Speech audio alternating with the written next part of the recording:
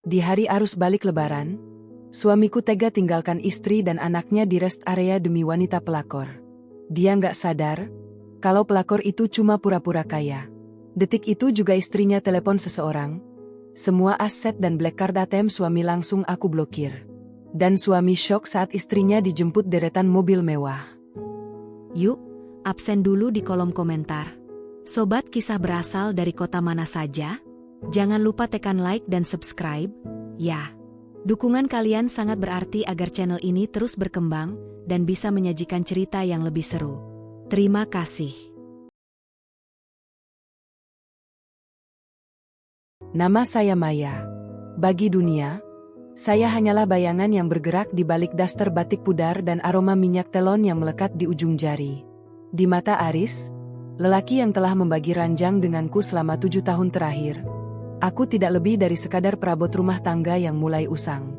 Seorang ibu rumah tangga biasa yang hobi menghitung selisih harga cabai di pasar, dan selalu terlihat letih saat menyambutnya pulang. Namun, di balik kacamata minus dan rambut yang selalu kusembunyikan dalam gelungan asal-asalan ini, aku memegang kendali atas ribuan nasib manusia. Aku adalah pemilik Tunggal Mahardika Group, kekaisaran otomotif yang akarnya mencengkeram hampir seluruh aspal di negeri ini. Pagi itu, panas matahari terasa menyengat kulit saat mobil melaju membelah kemacetan arus balik Lebaran. Di dalam kabin mobil yang sejuk, suasana justru terasa membeku.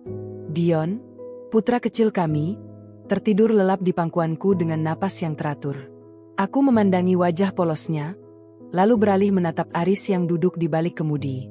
Wajah suamiku tampak tegang, jemarinya mengetuk-ngetuk setir dengan tidak sabar.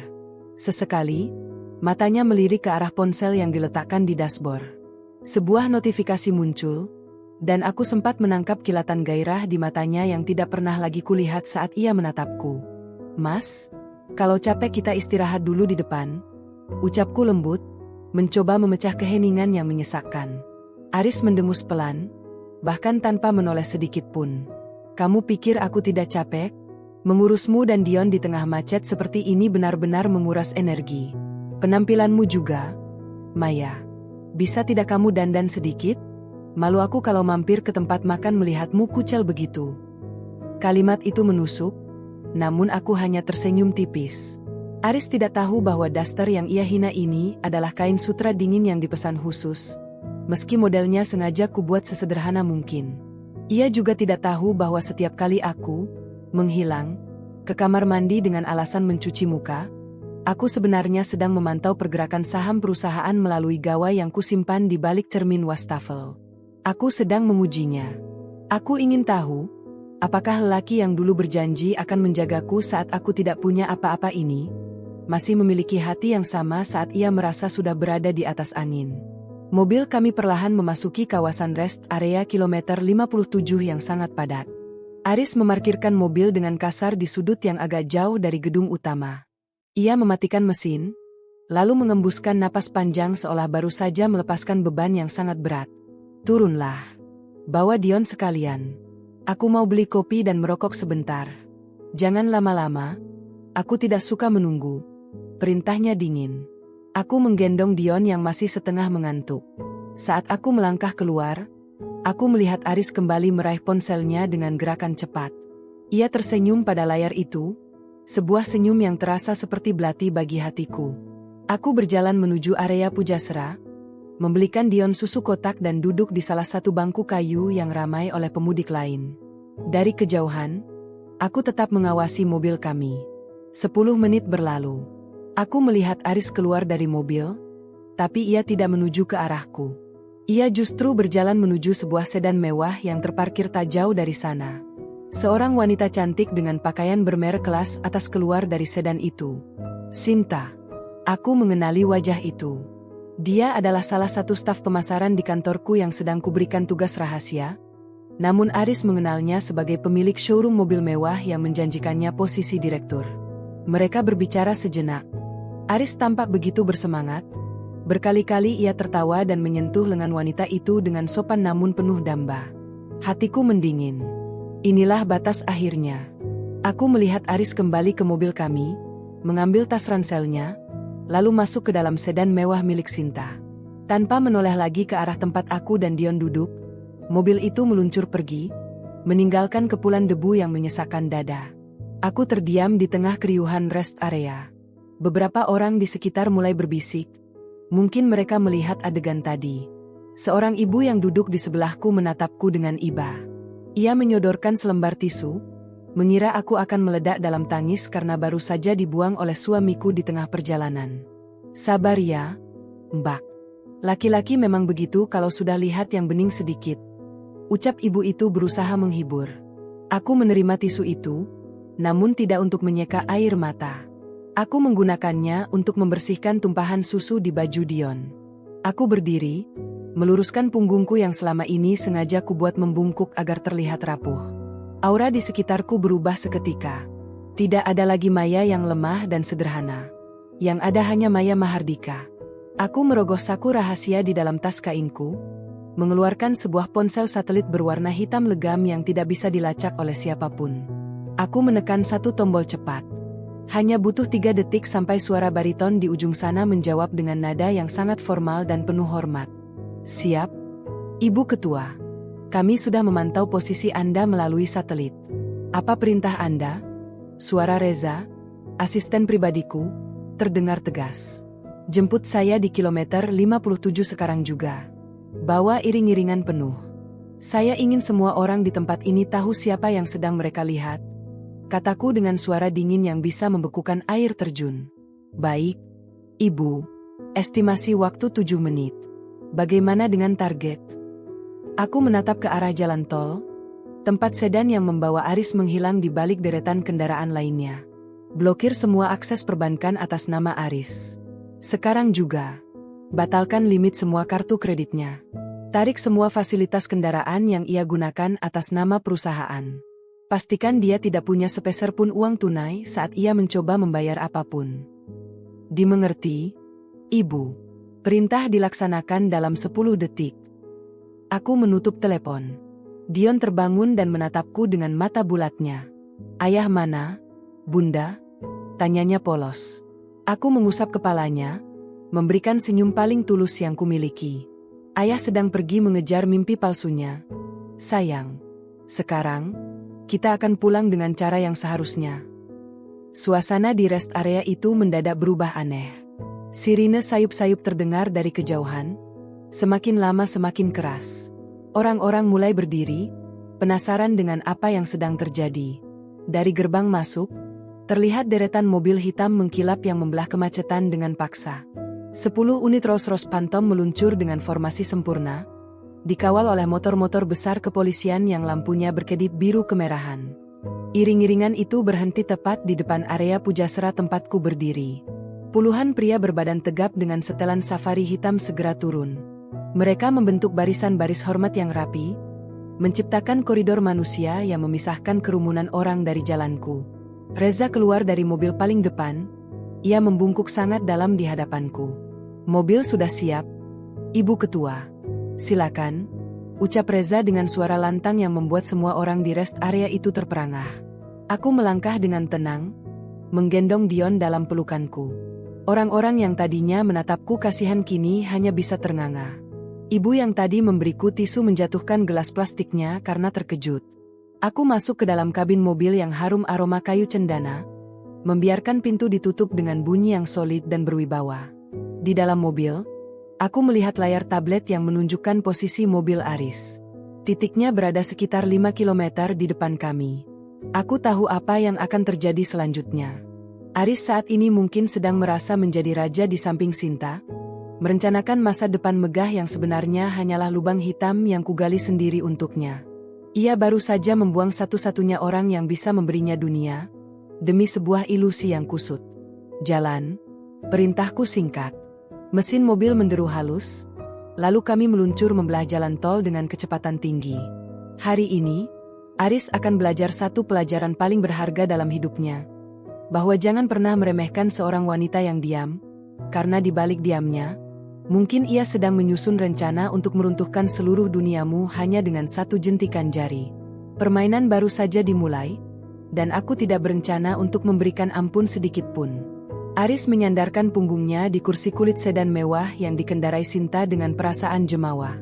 Aroma parfum mahal yang menyeruak di dalam kabin mobil ini terasa jauh lebih nikmat dibandingkan aroma minyak telon dan keringat yang biasa ia hirup dari tubuh Maya. Ia melirik sekilas ke arah spion, memastikan rest area kilometer 57 sudah tertinggal jauh di belakang. Dalam benaknya, Maya hanyalah sebentuk beban yang baru saja ia buang di pinggir jalan. Ia membayangkan istrinya itu mungkin sedang menangis terseduh-seduh di antara kerumunan pemudik, bingung bagaimana cara pulang tanpa uang tunai dan tanpa kendaraan. "Kamu melamun, sayang?" Suara Sinta memecah lamunannya.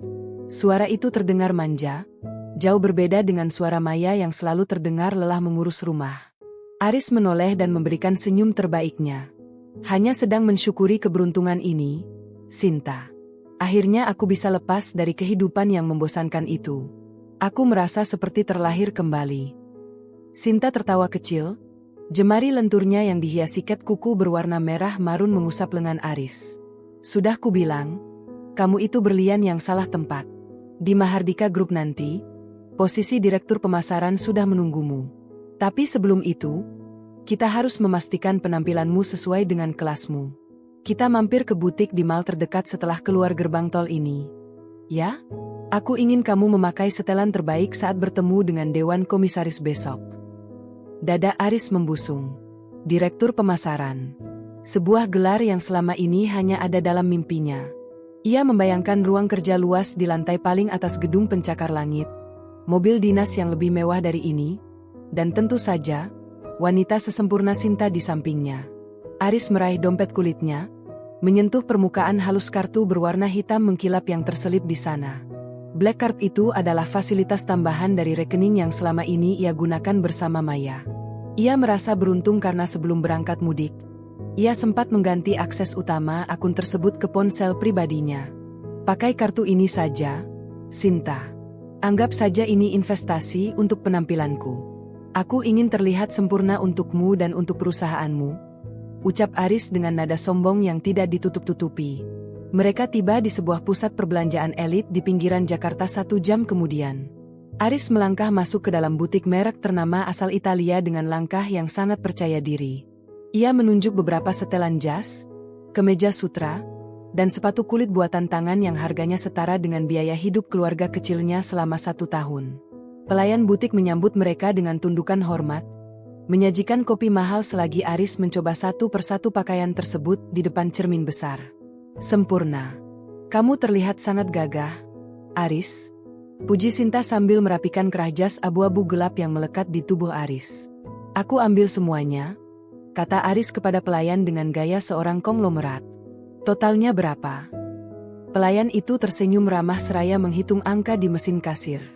"Total semuanya 185 juta rupiah, Bapak."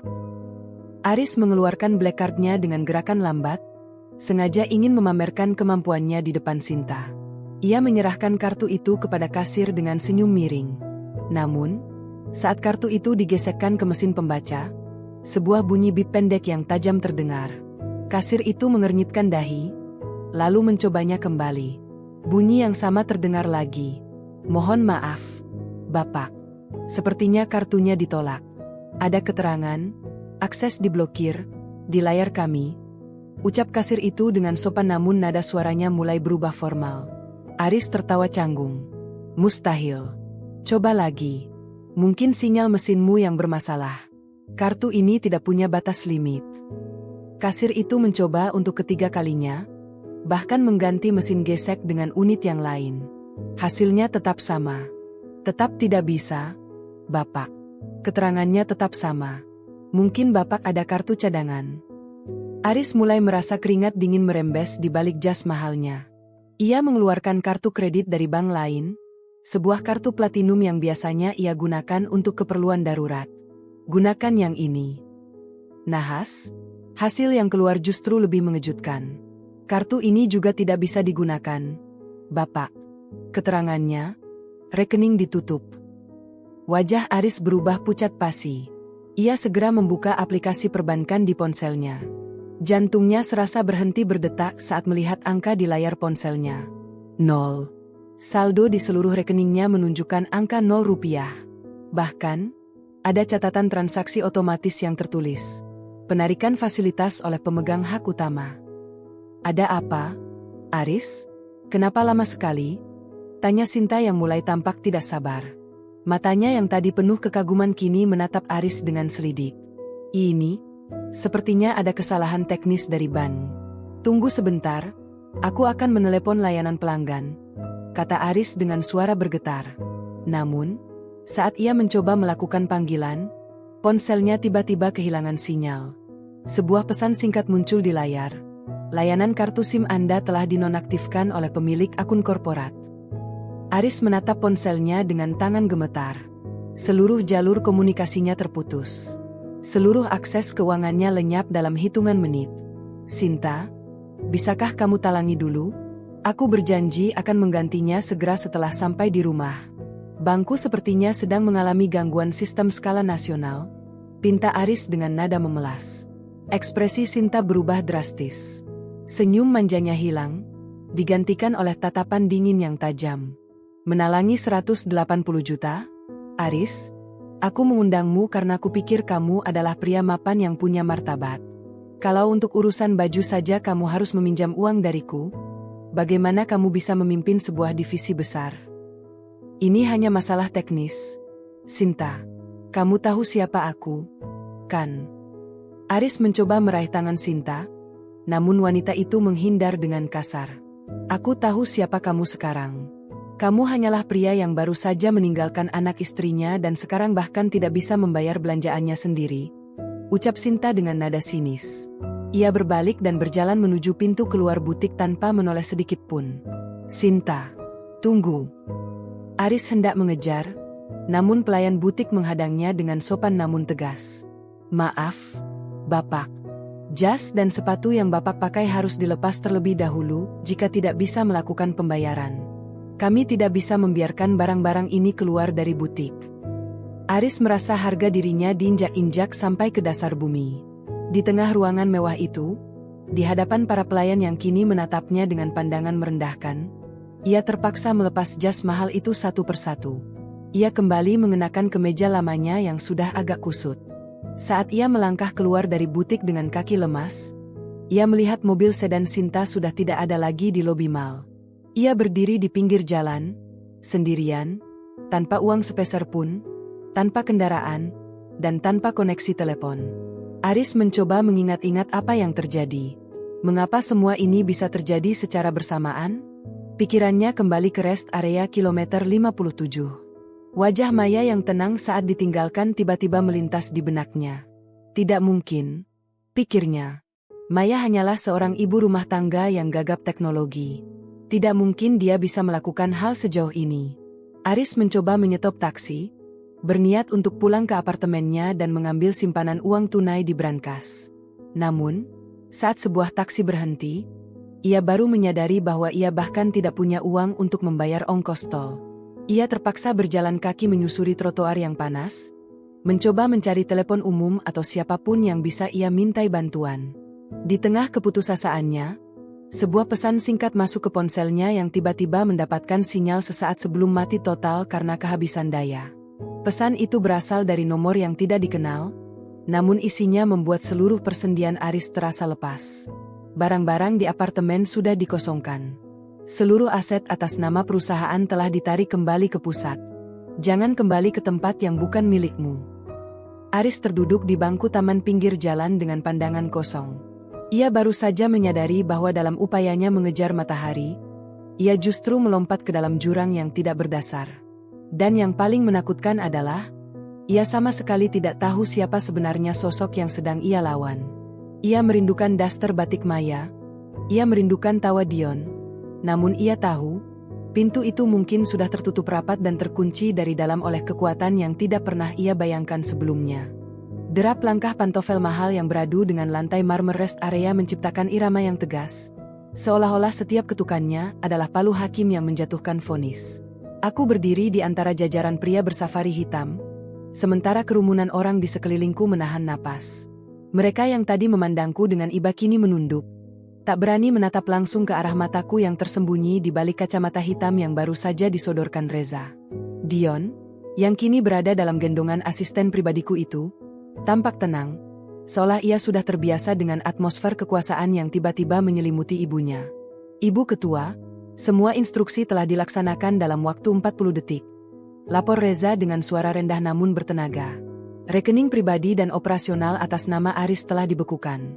Unit kendaraan Mercedes yang ia bawa telah terdeteksi sistem GPS perusahaan dan akan dinonaktifkan secara remedial saat ia berhenti di titik koordinat berikutnya. Mengenai Sinta, biarkan dia bermain perannya sedikit lebih lama. Potongku dingin. Aku melangkah menuju pintu mobil Rolls-Royce yang terbuka lebar. Aku ingin Aris merasakan puncaknya sebelum jatuh ke dasar jurang. Biarkan dia merasa memiliki segalanya, lalu ambil oksigennya tepat saat dia mulai bernapas lega. Aku duduk di kursi belakang yang empuk. Aroma kulit kelas 1 menyambut indera penciumanku. Jauh dari aroma keringat dan debu jalanan yang baru saja kuhirup di luar sana.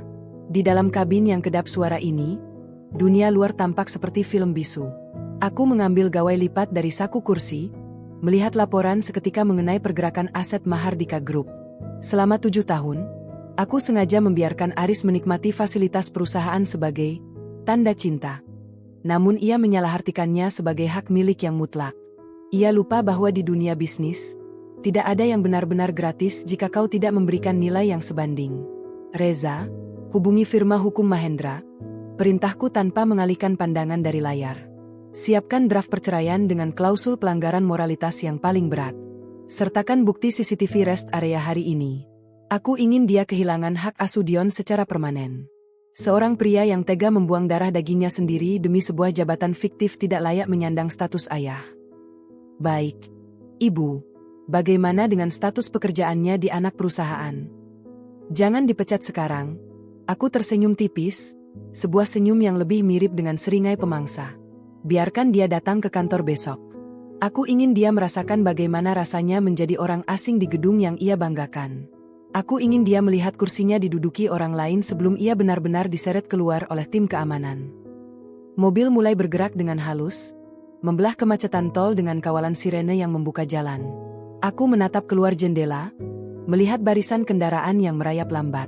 Di salah satu titik di depan sana, Aris mungkin sedang tertawa bangga, merasa telah berhasil menipu takdir.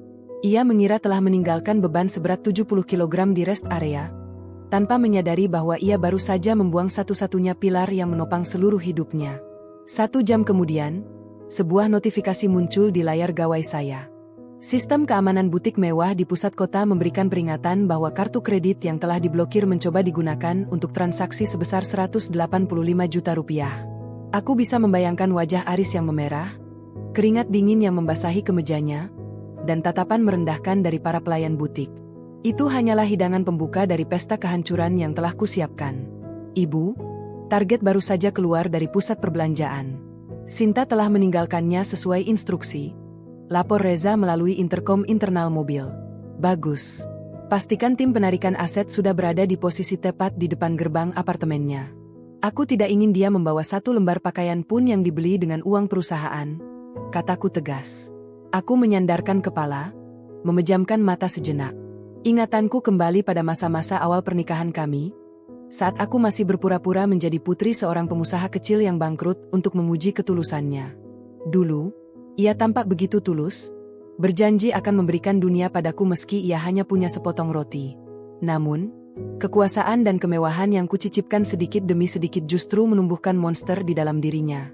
Ia tidak pernah mencintaiku, ia hanya mencintai akses yang kuberikan. Kini, penyamaran itu telah usai. Tirai telah disingkap dan panggung sandiwara yang kubangun selama 7 tahun telah runtuh. Aku bukan lagi Maya yang penurut, yang selalu mengangguk saat dibentak, atau yang diam saat dihina kucel. Aku adalah CEO Mahardika Group, dan aku baru saja memulai langkah pertama untuk merebut kembali harga diri yang sempat kucitahukan padanya. Dion menggeliat dalam tidurnya, kepalanya bersandar di bahu Reza. Aku membelai pipi putraku itu. Dia akan tumbuh besar sebagai pewaris tunggal sebuah kekaisaran, tanpa bayang-bayang ayah yang oportunis dan tidak memiliki integritas. Perjalanan pulang ini bukan lagi tentang mudik atau lebaran, melainkan tentang perjalanan menuju pembersihan total. Ibu, kita akan sampai di kediaman utama dalam 20 menit. Tim media sudah mulai mencium adanya pergerakan iring-iringan besar ini. Apa perlu saya buatkan pernyataan? Tanya Reza. Tidak perlu pernyataan kata-kata, jawabku sambil menatap lurus ke depan. Biar tindakan saya yang berbicara. Besok pagi, saat matahari terbit, pastikan nama Aris sudah terhapus dari seluruh sistem operasional Mahardika Group. Dia harus tahu bahwa di dunia ini, ada orang-orang yang bisa memberikanmu segalanya, dan ada orang-orang yang bisa menghapus eksistensimu hanya dengan satu tarikan napas. Aku meraih segelas air mineral dingin, meminumnya perlahan untuk mendinginkan tenggorokan yang terasa kering oleh amarah yang tertahan. Aris mungkin sedang berjalan kaki sekarang, atau mungkin sedang mengemis tumpangan. Aku tidak peduli. Yang kupedulikan adalah memastikan bahwa setiap langkah yang ia ambil mulai detik ini akan selalu berakhir di tembok buntu yang kubangun. Selamat datang di dunia nyata, Aris. Bisikku pelan, hampir tak terdengar di tengah deru mesin Rolls-Royce yang senyap. Dunia di mana aku adalah hukumnya, dan kau hanyalah sebuah catatan kaki yang sebentar lagi akan dihapus.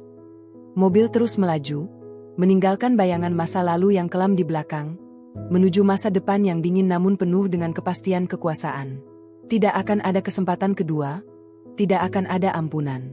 Karena bagi seorang pengkhianat, tempat terbaik adalah di tempat ia memulainya.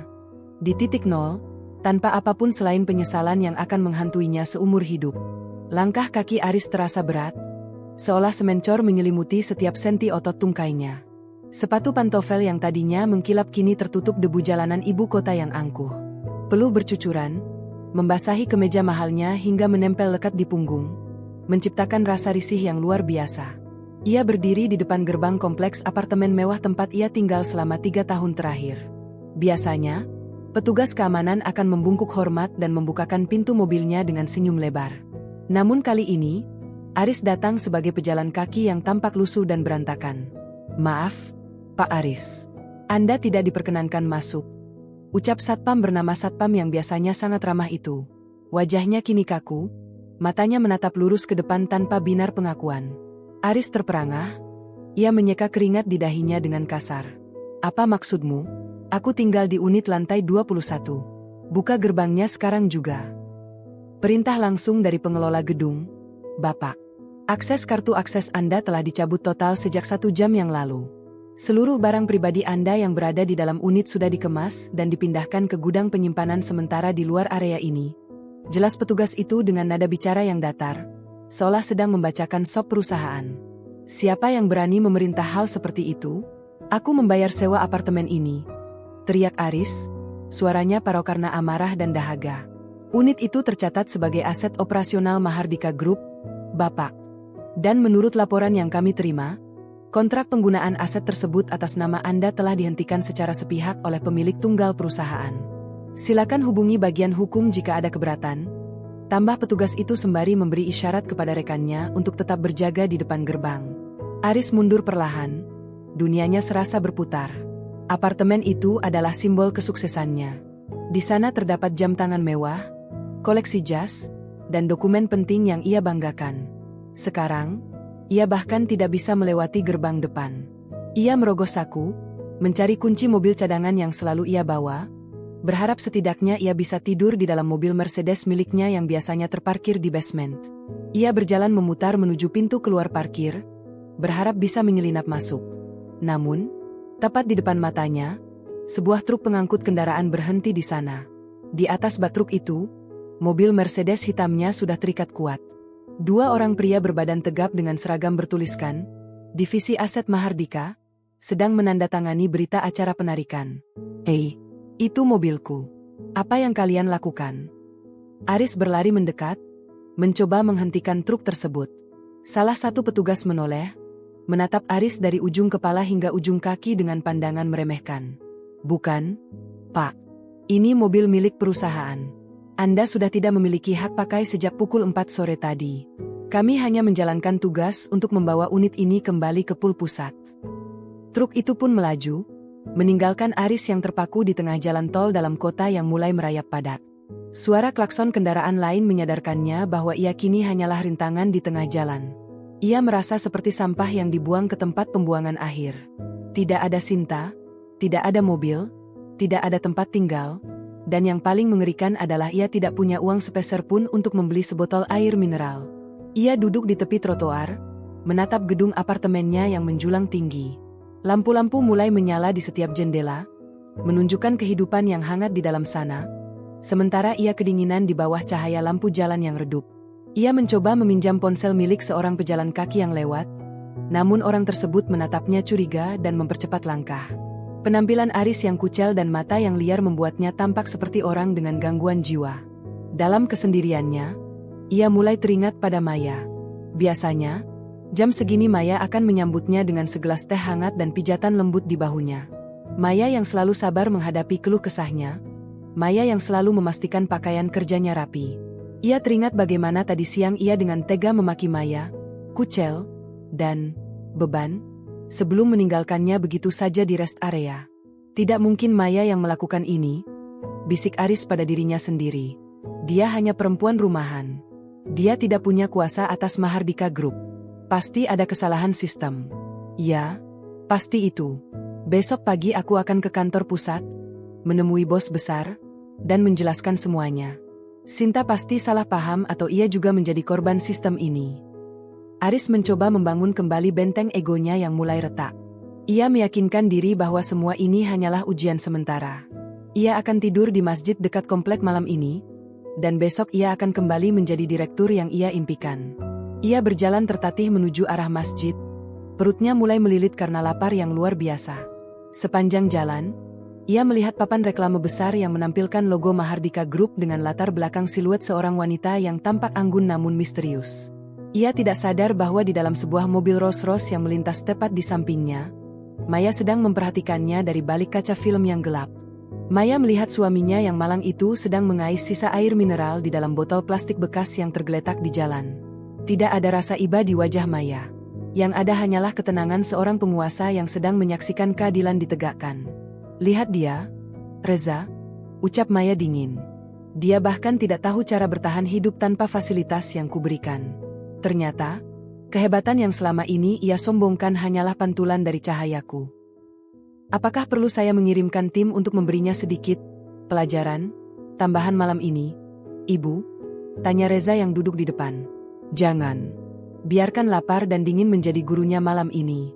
Aku ingin dia tetap sehat sampai besok pagi. Karena aku ingin dia melihat dengan mata kepalanya sendiri saat aku duduk di kursi tertinggi di gedung itu.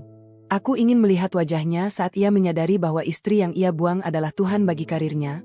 Jawab Maya sembari menutup layar gawai lipatnya. Malam semakin larut, dan Aris akhirnya merebahkan tubuhnya di teras masjid yang sepi. Beralaskan tas ranselnya yang kosong, ia menatap langit Jakarta yang tanpa bintang.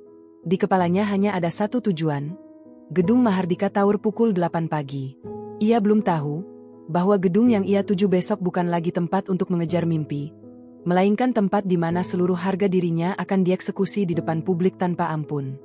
Semburat cahaya fajar menyelinap masuk melalui celah pilar masjid, menyengat kelopak mata Aris yang bengkak karena kurang tidur. Ia terbangun dengan tubuh kaku dan perut yang melilit perih. Setelah membasuh wajahnya di tempat wudhu, berusaha merapikan rambut dan kemeja kusutnya sesanggap mungkin, Aris melangkah keluar dengan sisa-sisa kesombongan yang masih ia paksakan tegak. Tujuannya hanya satu, Mahardika Tower. Ia yakin, begitu ia sampai di kantor pusat, semua kekacauan ini akan diklarifikasi. Mungkin Sinta sedang menunggunya di sana dengan permintaan maaf atas masalah teknis kemarin. Ia terpaksa berjalan kaki sejauh 3 km karena tidak memiliki ongkos bus. Setiap langkah terasa seperti duri yang menusuk telapak kakinya. Sesampainya di pelataran gedung pencakar langit setinggi 50 lantai itu, Aris menarik napas panjang. Gedung ini adalah lambang kekuasaan Mahardika Group, tempat di mana ia biasanya masuk dengan dagu terangkat, menyapa resepsionis dengan nada merendahkan. Namun, saat ia melangkah menuju pintu putar otomatis, dua petugas keamanan berseragam lengkap dengan tongkat pemukul di pinggang mereka segera menghadang langkahnya. Maaf, Pak Aris. Anda dilarang memasuki area gedung ini, ucap salah satu petugas dengan suara bariton yang menggema di lobi yang sunyi. Aris terbelalak, wajahnya memerah padam. Apa-apaan ini? Saya ini calon direktur pemasaran. Saya punya janji temu dengan jajaran komisaris hari ini. Minggir kalian. Kami menjalankan perintah harian dari kantor pusat, Bapak. Nama Anda telah masuk dalam daftar hitam keamanan. Akses biometrik dan kartu pegawai Anda sudah dinonaktifkan secara permanen sejak pukul 6 pagi tadi. Petugas itu tetap bergeming, membentuk barisan kokoh yang tak tertembus. Panggilkan Sinta. Sinta dari bagian pemasaran. Dia yang membawaku ke sini. Teriak Aris mulai histeris. Beberapa karyawan yang baru tiba mulai berbisik-bisik. Mengenali sosok Aris yang biasanya tampil necis kini terlihat seperti gelandangan yang kehilangan arah. Tepat saat itu, sebuah lift eksekutif berdenting terbuka. Aris melihat Sinta keluar dari sana. Wanita itu tampil sangat anggun dengan setelan blazer biru tua yang sangat formal. Harapan Aris membuncah. Ia berteriak memanggil nama wanita itu, berharap sebuah pelukan penyelamat akan datang. Sinta, syukurlah kau di sini. Katakan pada orang-orang bodoh ini siapa aku. Katakan bahwa aku adalah direkturmu. Aris mencoba menerobos, namun petugas keamanan menahannya lebih kuat. Sinta berjalan mendekat dengan langkah yang sangat tenang. Tidak ada lagi binar manja di matanya. Ia berhenti tepat 2 meter di depan Aris, menatap pria itu dengan pandangan sedingin es. Ia merogoh saku blazernya dan mengeluarkan sebuah amplop coklat besar dengan logo Mahardika Group yang dicetak timbul. Tuan Aris, ucap Sinta dengan suara yang sangat profesional, tanpa sedikit pun nada keakraban. Saya di sini sebagai perwakilan dari Departemen Kepatuhan Etika dan Sumber Daya Manusia. Saya ditugaskan untuk menyerahkan surat pemutusan hubungan kerja secara tidak hormat atas nama Anda. Aris mematung. Apa maksudmu? Sinta, kau pemilik showroom? Kau menjanjikanku jabatan. Sinta tersenyum tipis, sebuah senyuman yang penuh dengan ejekan. Saya tidak pernah memiliki showroom, Aris. Seluruh aset otomotif yang Anda lihat kemarin adalah milik Mahardika Group. Saya adalah manajer kepatuhan yang diperintahkan secara langsung oleh CEO utama untuk menguji integritas dan loyalitas Anda. Dan sayangnya, nilai Anda adalah 0 besar. CEO utama? Siapa? Siapa yang menyuruhmu melakukan sandiwara gila ini? Aris mencengkeram lengan petugas keamanan. Seluruh tubuhnya bergetar hebat. Sinta tidak menjawab dengan kata-kata. Ia hanya melirik ke arah pintu masuk utama gedung. Tiba-tiba, suasana di lobi menjadi sangat hening. Seluruh karyawan yang berada di sana serentak berdiri tegak dan membungkuk hormat sedalam 90 derajat. Suara sirene pengawal terdengar dari luar, disusul oleh deretan mobil hitam yang sangat Aris kenali dari rest area kemarin. Pintu mobil paling tengah terbuka. Seorang pria bersafari hitam, Reza, turun dan membukakan pintu untuk penumpang di belakang. Dari dalam mobil, keluarlah seorang wanita dengan gaun sutra berwarna hitam elegan yang membalut tubuhnya dengan sempurna. Rambutnya yang biasanya digelung asal-asalan kini tertata sangat rapi, menonjolkan garis wajah yang tegas dan berwibawa. Di tangannya, ia memegang tas tangan yang harganya mungkin setara dengan gaji Aris selama 5 tahun. Aris merasa jantungnya berhenti berdetak. Wanita itu adalah Maya. Istri yang ia tinggalkan di tengah kepulan debu rest area kilometer 57. Maya berjalan masuk ke dalam lobi dengan langkah yang penuh martabat, tidak melirik sedikit pun ke arah kerumunan, sampai matanya tertuju pada Aris yang sedang meronta di tangan petugas keamanan. Maya berhenti tepat di hadapan Aris. Ia melepas kacamata hitamnya, memperlihatkan tatapan mata yang sangat tajam, mata yang biasanya penuh kelembutan kini hanya menyisakan otoritas mutlak. Selamat pagi, Aris, ucap Maya dengan nada suara yang sangat tenang namun menusuk hingga ke tulang. Bagaimana perjalananmu dari rest area? Aku harap kau menikmati fasilitas jalan kaki yang baru saja kau dapatkan. Maya, kau bagaimana mungkin? Aris terbata-bata, lidahnya terasa keluh. Kau selalu meremehkan apa yang tidak bisa kau lihat. Aris, kau terlalu sibuk mengejar bayangan sampai kau lupa siapa yang menciptakan cahaya itu sendiri. Maya memberi isyarat kepada Reza. Bawa dia ke ruang interogasi di lantai dasar.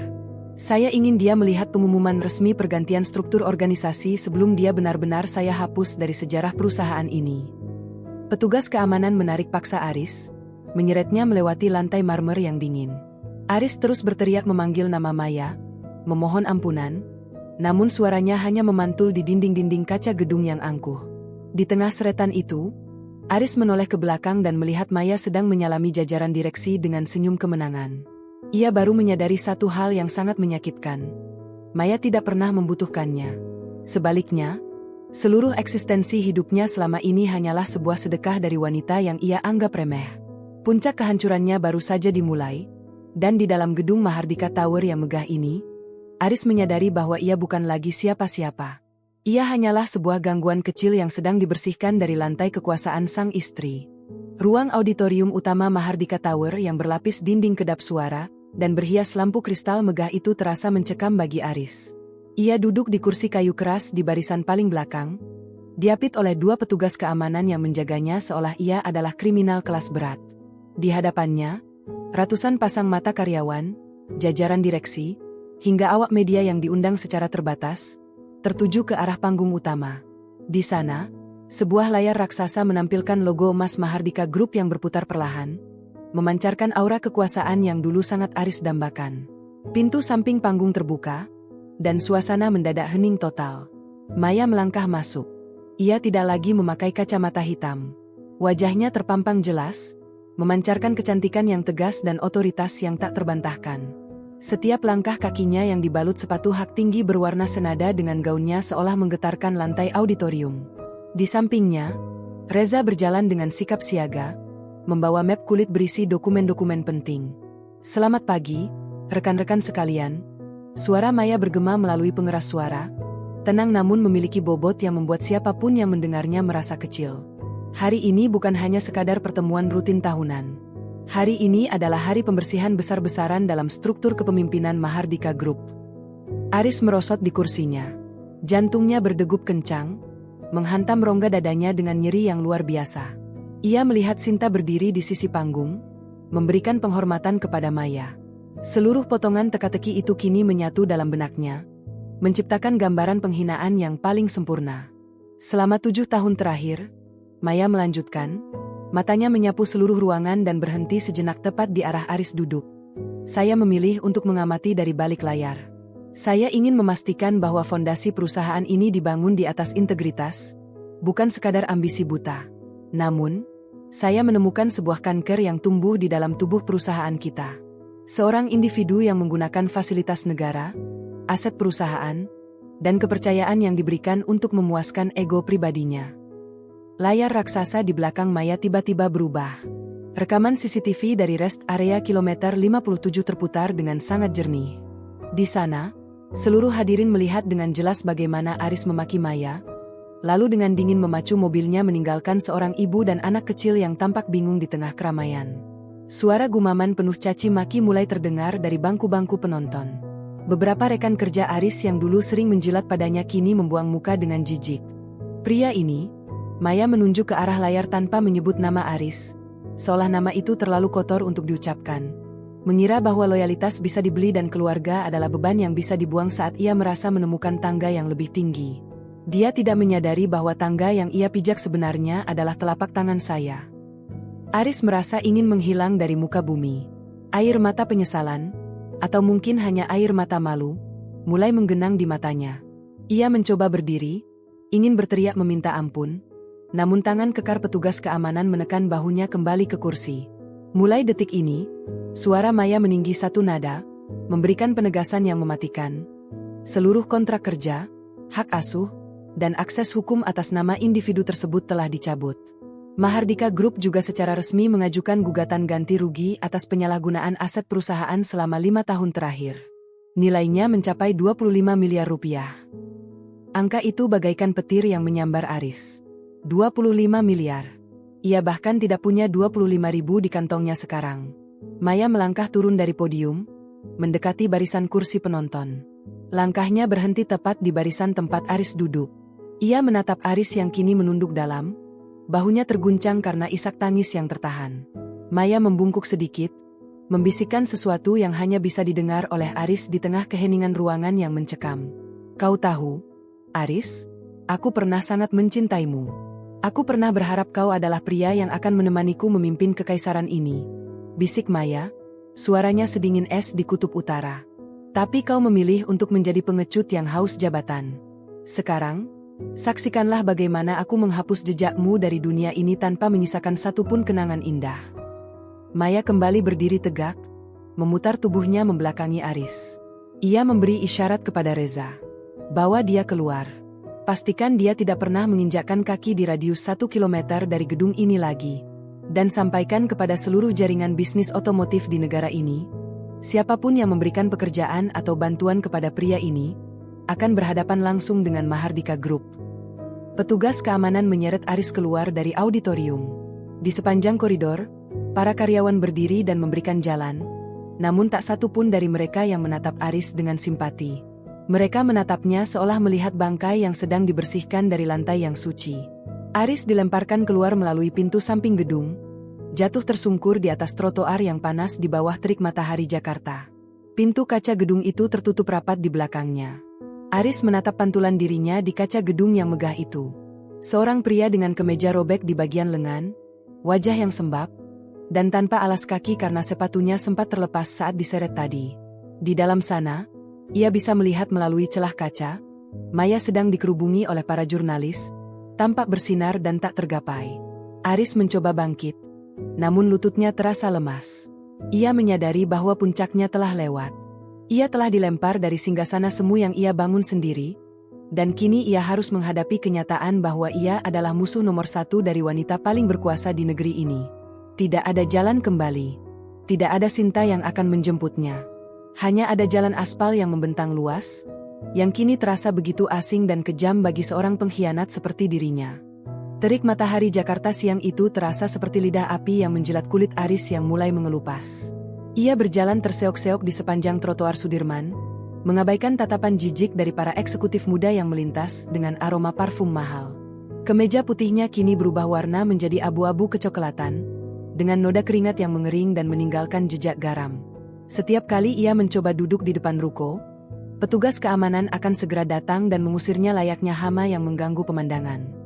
Aris merogoh saku celananya, berharap ada keajaiban berupa sekeping koin yang tertinggal. Nihil. Ia benar-benar tidak memiliki apapun. Dalam keputusasaannya, pikirannya terbang melayang pada Sinta.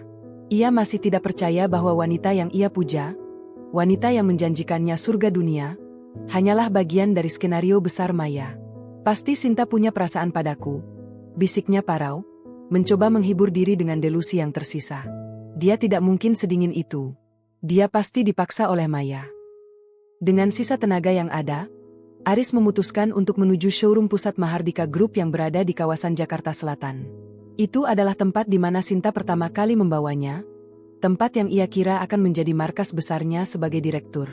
Ia menempuh perjalanan jauh dengan berjalan kaki, menahan haus yang mencekik kerongkongan hingga ia terpaksa meminum air dari keran taman kota yang terasa besi. Sesampainya di depan showroom yang megah dengan dinding kaca setinggi 10 meter itu, Aris melihat deretan mobil sport yang berkilau di bawah lampu sorot. Ia melihat sosok Sinta di dalam sana, sedang berbincang dengan seorang pelanggan VIP. Sinta tampak begitu berkelas, jauh berbeda dengan dirinya yang kini menyerupai gelandangan. Aris mencoba masuk, namun sensor pintu otomatis itu seolah menolak keberadaannya. Ia menggedor kaca dengan telapak tangan yang kotor. Sinta. Sinta. Tolong aku. Ini aku, Aris, teriaknya histeris. Beberapa orang di dalam showroom menoleh dengan raut wajah terganggu. Sinta, yang menyadari keributan itu, memberikan isyarat kepada staf keamanan untuk membuka pintu. Aris jatuh tersungkur di atas lantai granit yang dingin saat pintu terbuka. Ia mencoba merangkak menuju kaki Sinta, namun dua petugas keamanan segera mencengkeram bahunya dan memaksanya berdiri. Sinta, tolong katakan ini semua hanya mimpi. Kau mencintaiku, kan? Kau bilang aku berlian yang salah tempat. Rintih Aris dengan air mata yang membasahi wajah kusamnya. Sinta menatap Aris tanpa kedip. Tidak ada kemarahan, tidak ada kebencian, hanya ada kehampaan yang mematikan. Ia perlahan melepaskan blazer mahalnya, memperlihatkan seragam kerja resmi Mahardika Group yang dikenakannya di dalam.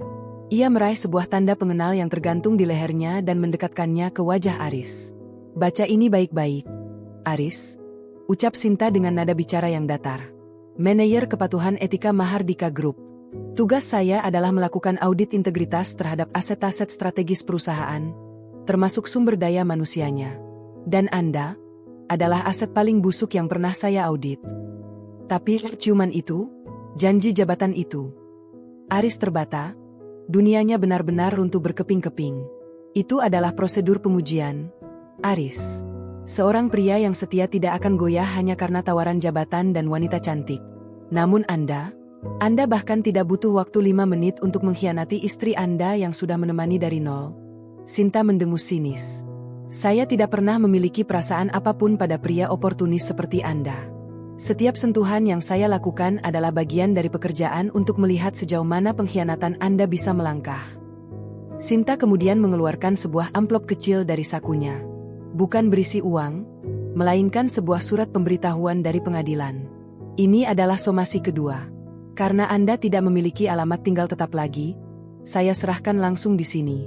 Maya Mahardika telah mendaftarkan tuntutan pidana atas penggelapan dana representasi perusahaan yang Anda gunakan untuk pamer di depan saya kemarin.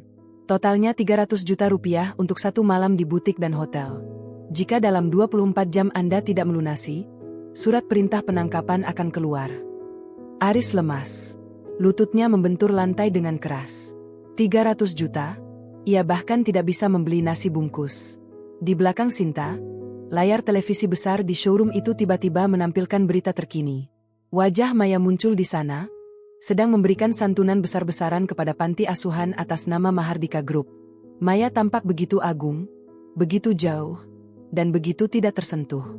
Pergilah, Aris, usir Sinta dingin. Tempatmu bukan di sini. Tempatmu adalah di jalanan. Merasakan setiap tetes penderitaan yang coba kau berikan pada Maya dan Dion di rest area itu. Anggap saja ini adalah keadilan yang terlambat. Petugas keamanan menyeret Aris keluar dan melemparkannya ke trotoar untuk kedua kalinya hari itu. Kali ini, Aris tidak mencoba bangkit lagi. Ia berbaring meringkuk di atas aspal yang mulai mendingin seiring tenggelamnya matahari. Ia melihat bayangan dirinya di genangan air hujan di pinggir jalan. Ia bukan lagi Aris sang calon direktur. Ia adalah seorang pria yang kehilangan segalanya karena keserakahan dan kebutaan hati. Di tengah keputusasaan,nya, sebuah mobil patroli polisi melambat di dekatnya. Aris gemetar. Ia tahu, waktu bebasnya sedang dihitung mundur. Pelarian yang ia pikir akan membawanya ke puncak dunia, justru membawanya ke gerbang penjara yang dingin. Dan yang paling menyakitkan adalah kesadaran bahwa semua ini terjadi karena ia telah membuang berlian asli demi mengejar serpihan kaca yang ia kira permata. Lampu neon di ruang interogasi itu berkedip tidak stabil, menciptakan bayangan yang menari-nari di atas meja besi yang dingin. Aris duduk dengan tangan terborgol pada kaitan di bawah meja, sebuah pemandangan yang tak pernah terlintas dalam mimpinya yang paling buruk sekalipun. Bau pengap ruangan itu bercampur dengan aroma keringatnya sendiri yang sudah mengering sejak ia dijemput paksa oleh petugas dari trotoar depan showroom. Pintu besi berat di sudut ruangan berderit terbuka, memutus keheningan yang menyesakkan. Reza melangkah masuk terlebih dahulu, berdiri tegak di sudut ruangan dengan wajah tanpa ekspresi. Tak lama kemudian, Maya menyusul. Ia tampil sangat kontras dengan suasana ruangan yang kumuh itu. Mengenakan setelan kerja berwarna putih gading yang tampak sangat bersih dan mahal, Maya duduk di kursi tepat di depan Aris. Ia meletakkan sebuah tas kulit bermerek di atas meja, lalu menatap Aris dengan tatapan yang sulit diartikan, antara kasihan dan muak. Maya, tolong. Maya, cabut laporannya. Aku khilaf. Aku bersumpah aku khilaf. Rintih Aris, suaranya pecah dan bergetar hebat. Air matanya jatuh membasahi meja besi yang berkarat. Maya tidak segera menjawab. Ia mengeluarkan selembar kertas dari tasnya dan mendorongnya ke arah Aris. Itu adalah hasil audit forensik terbaru dari Departemen Keuangan Mahardika Group. Khilaf itu 1 kali, Aris.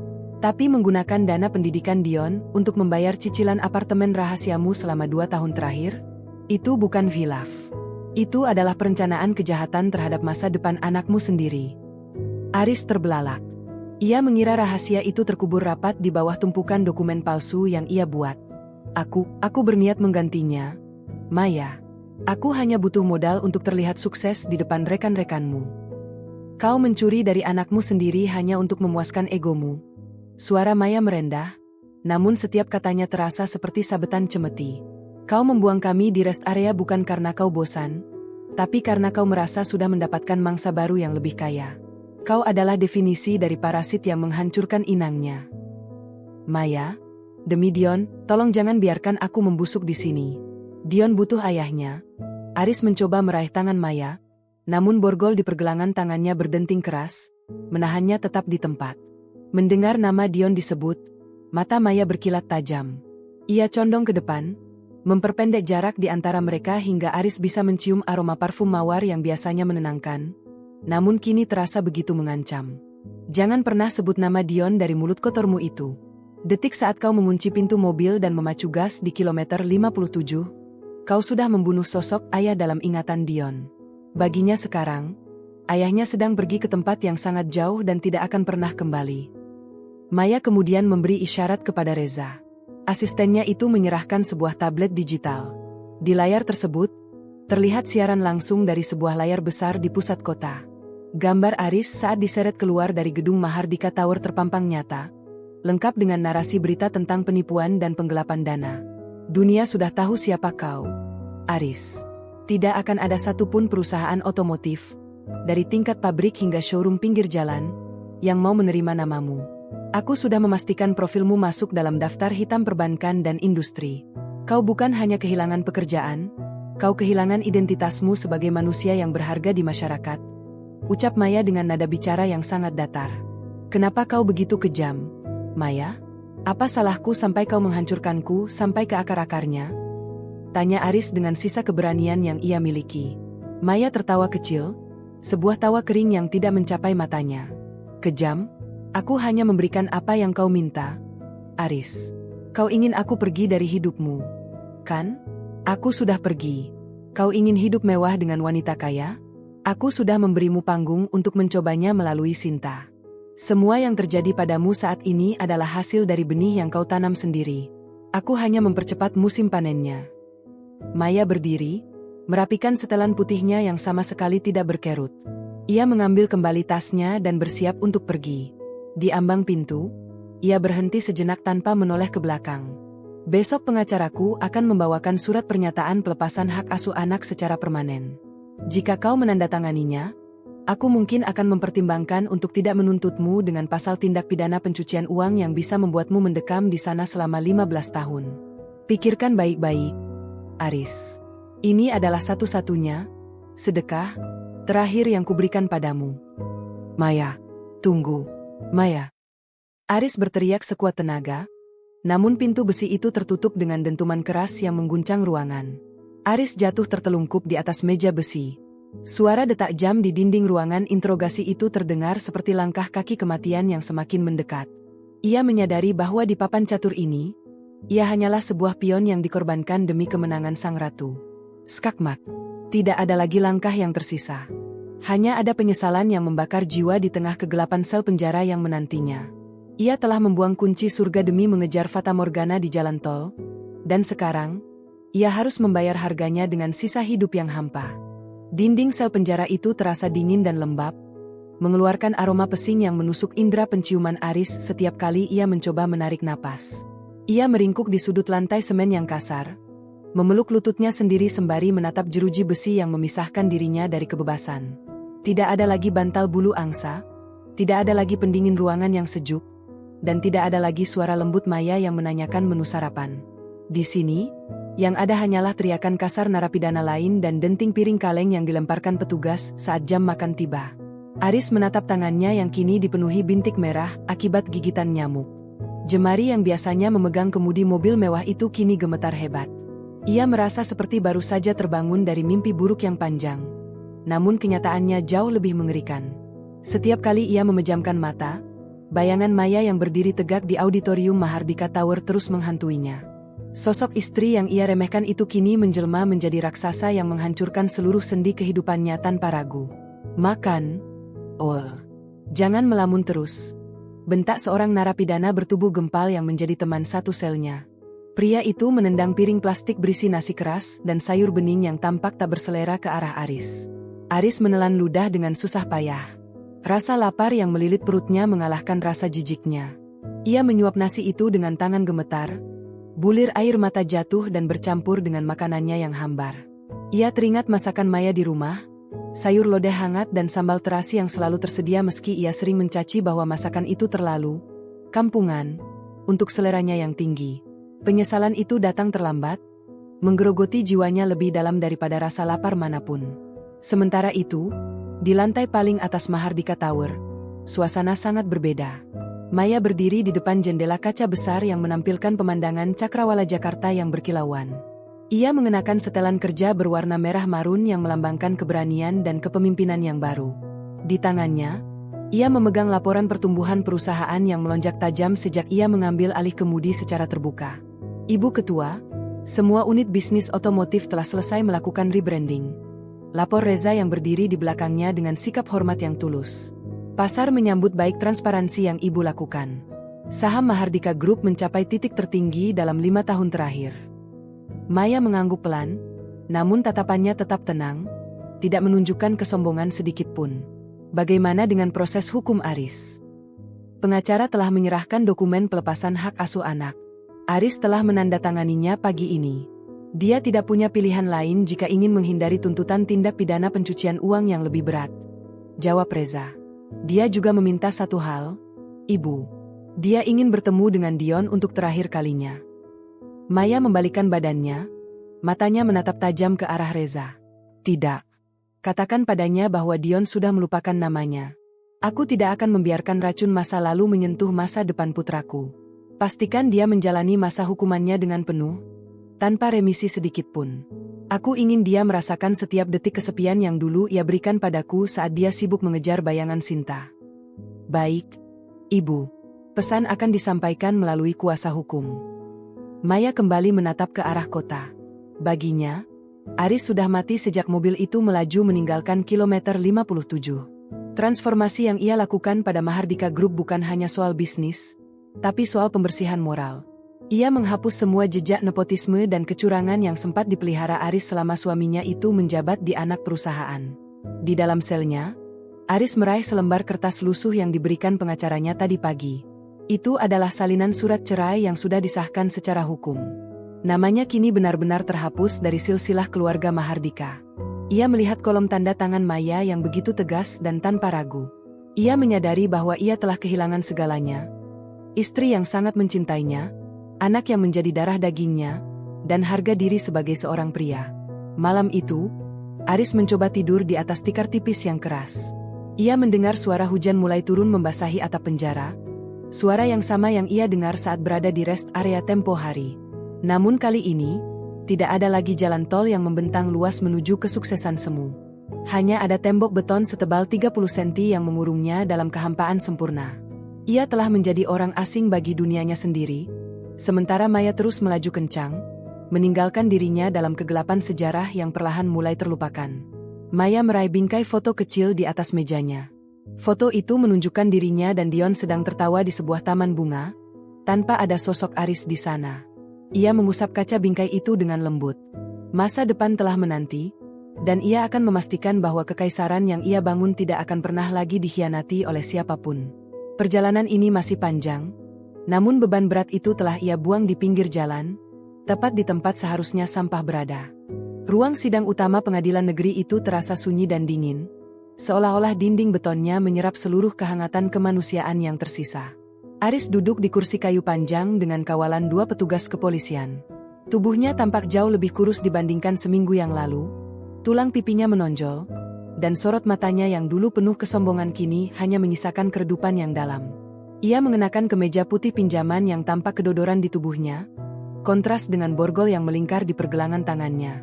Pintu ganda di belakang ruangan terbuka, dan aura kekuasaan seolah menyeruak masuk. Maya melangkah dengan anggun, mengenakan setelan blazer berwarna biru gelap yang memancarkan ketegasan. Ia tidak datang sendiri. Di belakangnya, Reza dan tim pengacara dari firma hukum Mahendra berjalan dengan langkah yang serentak, membawa tumpukan dokumen yang akan menjadi paku terakhir di peti mati karir dan kehidupan sosial Aris. Maya duduk di kursi penggugat, tepat di samping pengacaranya, tanpa menoleh sedikit pun ke arah kursi pesakitan di mana Aris berada. Sidang Perkara Perdata nomor 125-PDT, G-2026, dinyatakan dibuka dan terbuka untuk umum. Ucap Hakim Ketua sembari mengetukkan palu sebanyak 3 kali. Suaranya menggema di ruangan yang langit-langitnya tinggi itu. Agenda sidang hari ini adalah pembacaan putusan akhir mengenai perceraian, hak asuh anak, dan gugatan ganti rugi material yang diajukan oleh pihak Mahardika Group. Pengacara Maya berdiri, membacakan poin-poin pelanggaran moralitas yang dilakukan Aris, mulai dari penelantaran anak di tempat umum hingga penyalahgunaan wewenang jabatan untuk kepentingan pribadi. Setiap kata yang diucapkan pengacara itu terasa seperti palu yang menghantam harga diri Aris berulang kali di hadapan publik yang hadir. Berdasarkan bukti-bukti autentik, termasuk rekaman elektronik dan laporan audit forensik, lanjut pengacara itu dengan suara lantang. Kami memohon kepada majelis hakim untuk mencabut seluruh hak keperdataan tergugat terhadap aset penggugat dan hak asuh anak secara mutlak. Aris menunduk dalam, tangannya meremas ujung kemejanya. Ia ingin berteriak bahwa ia menyesal, bahwa ia masih mencintai keluarganya, namun tenggorokannya terasa tersumbat oleh tumpukan rasa malu yang luar biasa. Ia melihat Maya dari sudut matanya. Istrinya itu duduk dengan punggung tegak. Wajahnya tenang seperti telaga yang tak terusik badai. Tidak ada amarah di sana, yang ada hanya ketegasan seorang eksekutif yang sedang menutup buku pada investasi yang gagal. Setelah pertimbangan yang panjang, Hakim Ketua kembali mengetukkan palunya.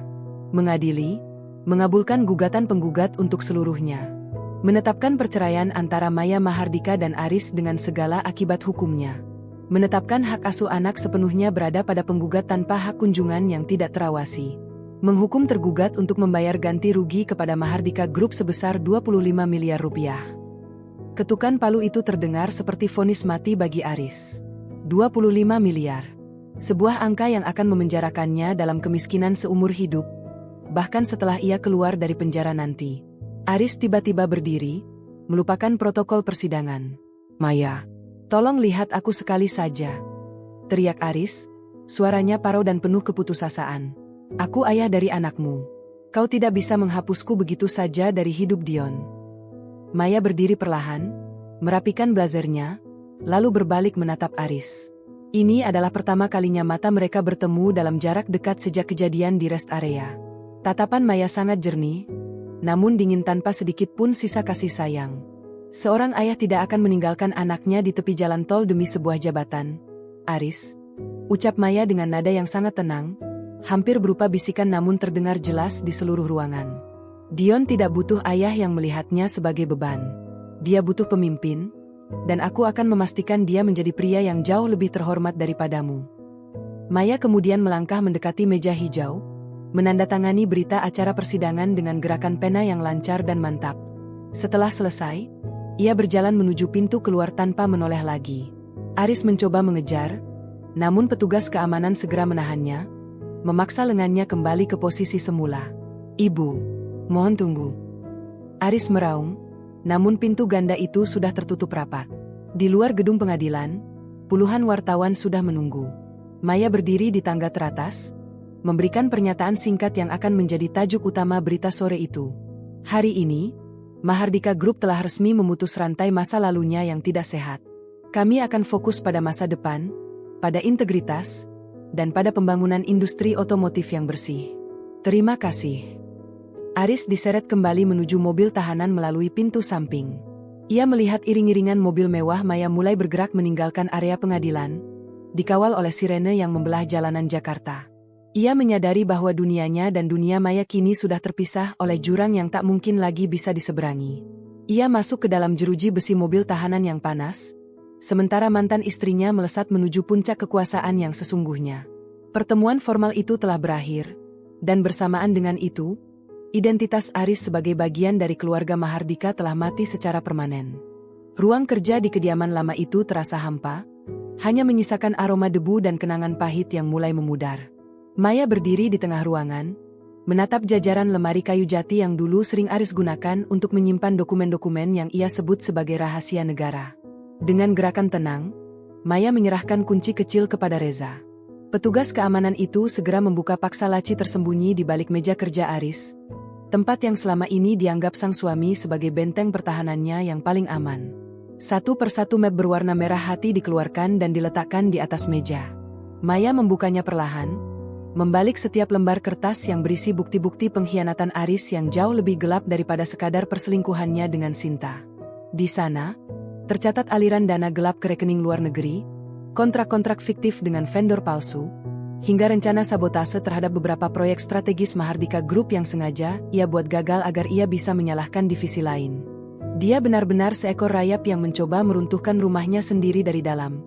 Bisik Maya, suaranya dingin namun penuh penekanan. Dia mengira aku buta, Reza. Dia mengira kesederhanaanku di rumah adalah tanda kebodohan. Ibu, kami menemukan rekaman suara di dalam diska lepas ini, ucap Reza sembari menyodorkan sebuah benda kecil berwarna perak. Ini adalah percakapan Aris dengan beberapa kompetitor kita setahun yang lalu. Maya memasang alat pendengar, dan suara Aris segera memenuhi telinganya. Suara pria itu terdengar sangat sombong, menawarkan data rahasia pengembangan mesin hidrogen terbaru Mahardika dengan harga yang fantastis. Di dalam rekaman itu, Aris bahkan tertawa saat menyebut Maya sebagai istri pajangan, yang tidak akan pernah tahu jika perusahaannya sedang dirampok oleh suaminya sendiri. Tangan Maya mengepal kuat hingga kuku-kukunya memutih. Amarah yang selama ini ia tekan di balik topeng ketenangan kini mendidih di dadanya. Aris bukan hanya seorang pengkhianat cinta, ia adalah pengkhianat bangsa bagi ribuan karyawan yang menggantungkan hidup pada Mahardika Group. Ia telah merencanakan kejatuhan Maya sejak hari pertama mereka pindah ke rumah ini, jauh sebelum insiden di kilometer 57 terjadi. Siapkan semua bukti ini, perintah Maya. Matanya berkilat tajam di bawah cahaya lampu ruang kerja yang redup. Jangan biarkan dia hanya dihukum karena penggelapan dana. Tambahkan pasal spionase industri dan sabotase ekonomi. Aku ingin dia menghabiskan sisa masa mudanya di balik jeruji besi tanpa ada kemungkinan untuk melihat cahaya matahari dengan bebas lagi. Maya kemudian mengambil sebuah foto lama yang terselip di antara dokumen-dokumen kotor itu. Foto pernikahan mereka 10 tahun yang lalu. Di sana, Aris tampak tersenyum lebar, merangkul Maya yang saat itu masih terlihat sangat polos. Maya menyalakan korek api perak miliknya, menyentuhkan api kecil itu ke ujung foto. Lidah api segera melalap wajah Aris, menyisakan abu hitam yang jatuh ke lantai marmer yang dingin.